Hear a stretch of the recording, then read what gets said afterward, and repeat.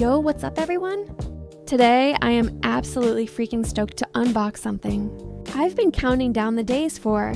Seriously, let's see if this baby can actually live up to all the insane hype surrounding it. Whoa, these look 1,000 times better in person. The design is slick and effortlessly stylish, and I'm totally here for that vibe. So they're sitting at around $200 on Canada Foot Locker, and guess what?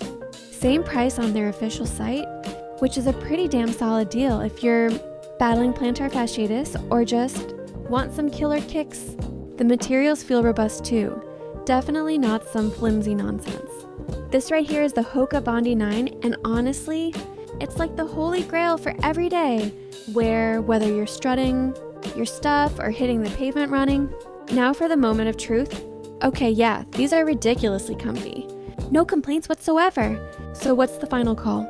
I'm giving these a resounding 10/10 for style and comfort. Let me know in the comments what your experience has been with the Hoka Bondi 9.